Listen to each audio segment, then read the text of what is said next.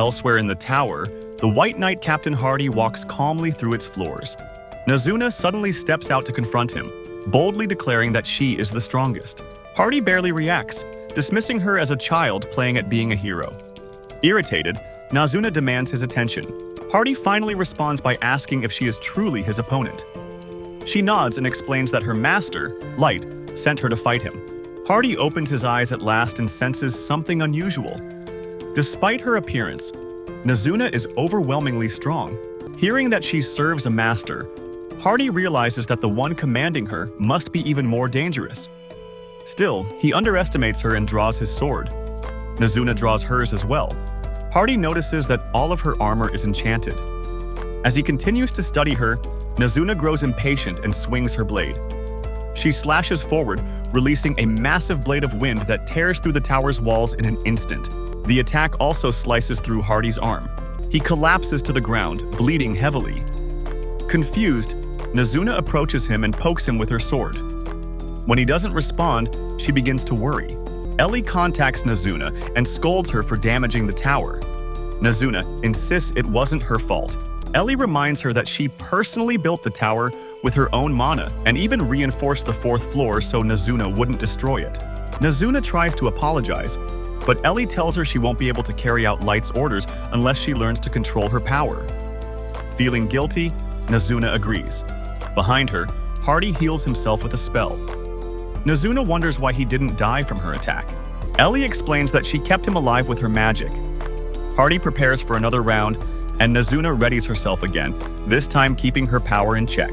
Taking her seriously now, Hardy activates his full strength and casts Silent Field, confusing Nazuna.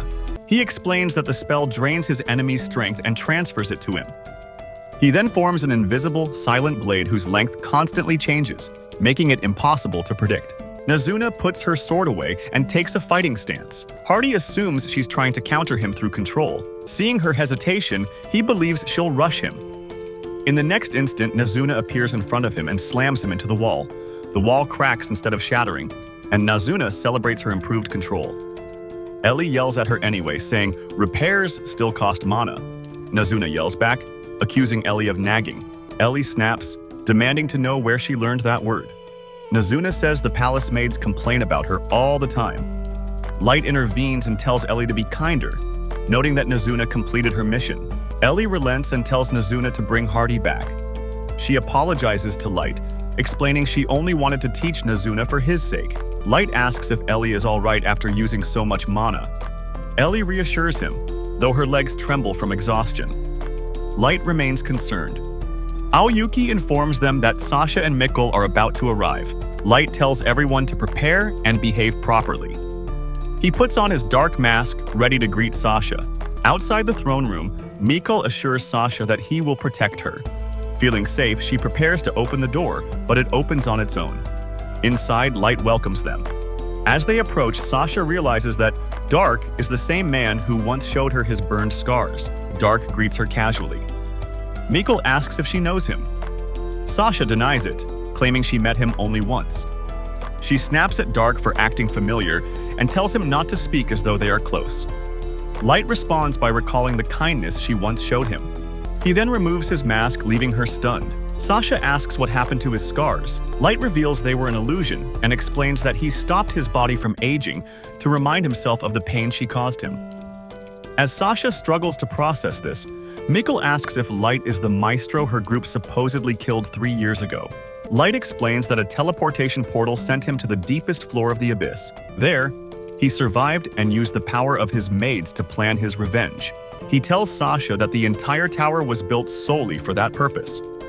When Light asks how she feels, Sasha remains silent. Mikhael suddenly laughs, calling this the perfect chance to earn their reward for conquering the tower and capturing Light. Sasha worries she'll be exposed for failing to kill him, but Mikhael insists the higher-ups will forgive her if she brings him back. Encouraged, Sasha mocks Light for clinging to revenge. She prepares to fight. Light lifts his staff, warns his maids not to interfere, and steps forward, wishing Sasha happiness in her marriage and promising to give her his revenge as a gift. Sasha laughs, claiming a mere human could never stand against an elf. She boasts about reaching level 500. but Light looks unimpressed. She reveals a treasure inherited from her father and plays the ocarina, summoning 3 powerful angels. Confident, Sasha orders the attacker angel to kill him.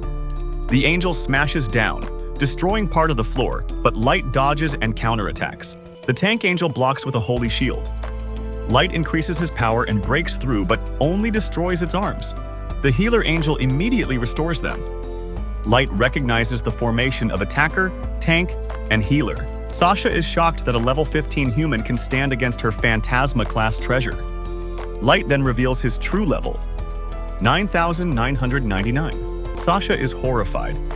Mikhael reassures her that it must be fake, since no one has ever reached such a level. Regaining composure, Sasha orders another attack. Light wipes the angels out with Dust Press, then uses Shadow Dance and Fire Squall to burn them so they can't heal. He finishes them with ice arrows, but Sasha resummons them instantly. She explains that the Angel Ocarina allows infinite resummoning without mana cost. Light realizes the item is more dangerous than expected. He instantly appears before her and thrusts his staff toward the ocarina, but Mikhael blocks with his shield. Light praises the block, but Mikhael reveals the shield reflected the attack. Mikhael explains that the shield is a Phantasma-grade treasure that absorbs and reflects power while boosting allies' stats. He frees the angels with it. Sasha mocks Light, convinced the fight is over. She asks how it feels to be cornered.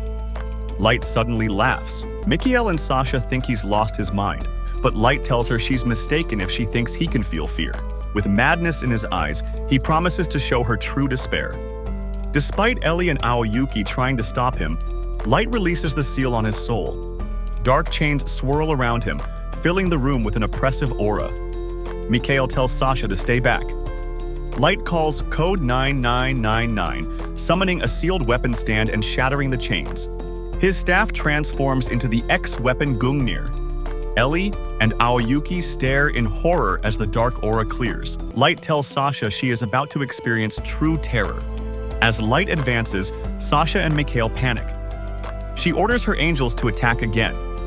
Light shatters the attacker's weapon and destroys the tank's shield effortlessly. Even the angels recoil in fear. Mikhael urges Sasha to keep resummoning them. Light laughs, letting them struggle. Suddenly, pain surges through his hand as Gungnir's aura burns into it. He realizes he can't maintain it for long, but he's willing to sacrifice his arm for revenge. Desperate, Sasha merges the angels into a supreme archangel and commands it to unleash her strongest attack. A golden javelin forms as she declares her ultimate skill, Holy Javelin. Mikhael watches in awe, already dreaming of claiming the ocarina. The javelin launches. Sasha laughs and bids Light farewell, but he disperses the attack effortlessly. Terrified, she orders another assault. Light shatters every strike and continues advancing. She unleashes multiple javelins in panic, screaming for him to stop. None of them work. Light laughs and tells her to do better, warning that if this is all she has, her end is near.